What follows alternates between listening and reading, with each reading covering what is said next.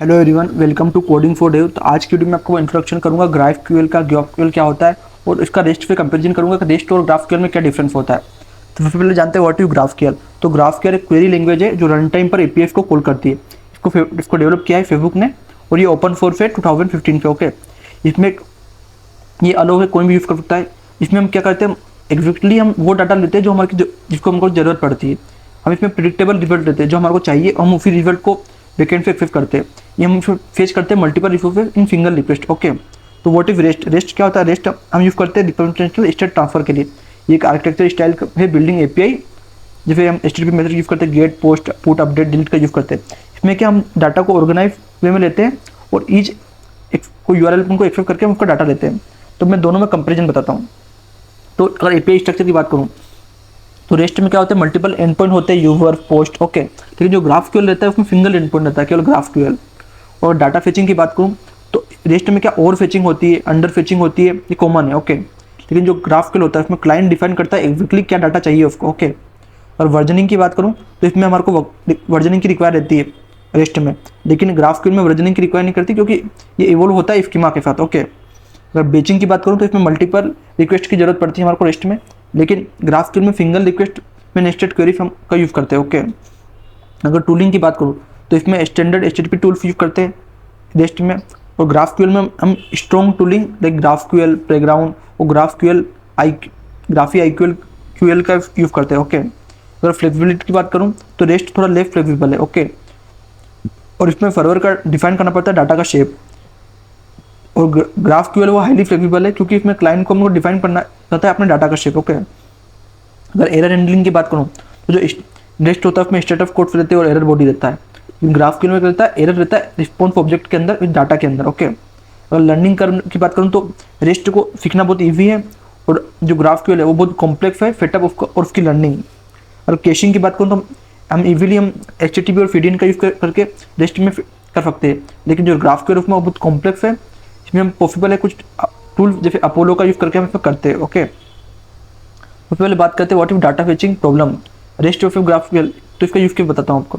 जैसे अगर आपको एक यूज़र चाहिए और उसकी पोस्ट और कमेंट चाहिए तो आपको रेस्ट में करना पड़ेगा, आपको सबको कॉल करना पड़ेगा। ओके, आपको 3 सेपरेट रिक्वेस्ट यूज़ करनी पड़ेगी, एक यूज़र के लिए, पोस्ट के लिए, कमेंट के लिए। ओके, जैसे क्या होगा, आपको एक्स्ट्रा फील्ड की जरूरत पड़ेगी आपको बनाने के लिए। लेकिन ग्राफक्यूएल में क्या होगा, एक ही क्वेरी के अंदर हम यूज़र की उसकी आईडी मांगेंगे, उस यूज़र की नेम मांगेंगे, उसका पोस्ट मांगे, उसका टाइटल मांगे, उसका कमेंट मांगे, उसका कंटेंट मांगे। तो हम एक ही रिक्वेस्ट में जो भी डाटा हमको रिक्वायर चाहिए था अभी के लिए हमने वो पूरा डाटा ले लिया। तो एग्जैक्टली हमको जो चाहिए था हमने वही डाटा लिया। ओके, अब क्यों करते हैं ग्राफक्यूएल का यूज़, जब हमारे को डायनामिक फ्रंट एंड नीड्स होती है, जैसे हमारे मोबाइल और ऐप होती है उसमें हम डाटा फेच करते हैं, तो हमको जो डायनामिक डाटा चाहिए उसके लिए हम यूज़ करते हैं।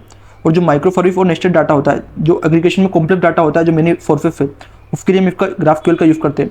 और इसमें हम रैपिड प्रोटोटाइपिंग कर पाते हैं और इटरेशन कर पाते हैं। जब हमको ऐड और रिमूव करनी पड़ती है फील्ड इजीली स्कीमा में, तो हम इसका यूज़ करते हैं। और इसमें क्या होता है, रियल टाइम फीचर होता है, जैसे सब्सक्रिप्शन का फीचर होता है, इसमें बिल्ट इन सपोर्ट होता है रियल टाइम अपडेट का, तो रियल टाइम पे अपडेट हो जाते हैं। ओके, अब बात करते हैं ग्राफक्यूएल वर्सेस रेस्ट की सिक्योरिटी के बारे में।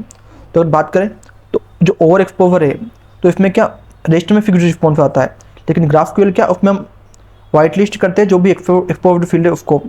रेट लिमिटिंग की बात करें तो पर एंड पॉइंट पे हमारे को एक मेथड देनी पड़ती है। ओके, लेकिन ग्राफक्यूएल में क्या है, हमको ग्रेनुलर क्वेरी एनालाइज करना पड़ता है। ओके, एक्सेस कंट्रोल की बात करें तो हमको इसके हर एंड पॉइंट पे मेथड यूज़ करनी पड़ती है।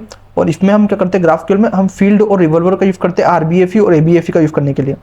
ओके, अगर टूल फॉर इकोसिस्टम की बात करें तो एपीआई टेस्टिंग में रेस्ट में हम पोस्टमैन और इन्फोर्मिया का यूज़ करते हैं, और ग्राफक्यूएल में हम ग्राफक्यूएल प्लेग्राउंड ग्राफिक्यूएल का यूज़ करते हैं।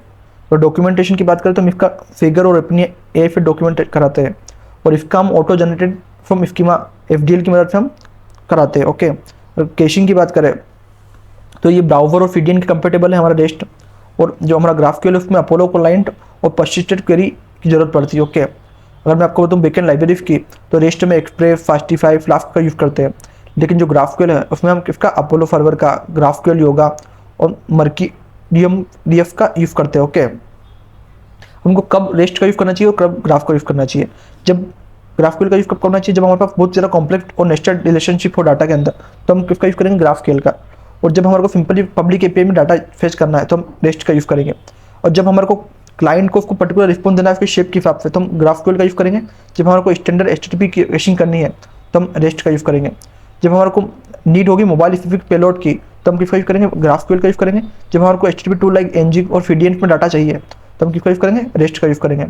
अब जिसमें जो GraphQL होता है उसमें क्या कुछ कुछ राउंड की ट्रिप होती है, लेकिन जो हमारा रेस्ट होता है उसमें वो मिनिमम टूलिंग होती है, फास्ट सेटअप होता है। ओके, तो अब मैं भी बताता हूँ दोनों की, दोनों में की डिफरेंस क्या क्या होता है।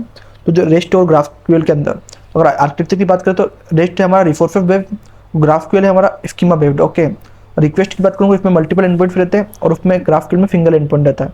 डाटा शेप की बात करूँ तो इसमें सर्वर डिफाइन करता है और GraphQL में हमारा क्लाइंट डिफाइन करता है डाटा का शेप। और रियल टाइम सपोर्ट की बात करूँ तो रेस्ट में एक्सटर्नल टूल जैसे वेबसॉकेट का यूज़ करते हैं और GraphQL में हम बिल्ट इन सब्सक्रिप्शन होते हैं हमारे पास। ओके, अगर डेवलपर एक्सपीरियंस की बात करूँ तो रेस्ट ईजियर सेटअप है और फास्ट टू स्टार्ट है। लेकिन अगर मैं आपको बेटर टूलिंग की बात करूँ, मोर फ्लेक्सिबल स्केलेबल की बात करूँ तो GraphQL यूज़ करते हैं। ओके, तो मैंने आपको GraphQL और रेस्ट पे दोनों का डिफरेंट बताया। मैंने GraphQL को डिटेल एक्सप्लेन करा क्यों यूज़ करते हैं और कैसे हम उसका यूज़ कर सकते हैं। ओके, तो आपको कुछ भी डाउट है रिलेटेड तो आप कमेंट कर सकते हो और इसी तरह के और वीडियो देखने के लिए कोडिंग फॉर डेव को सब्सक्राइब करो। Thank you for watching.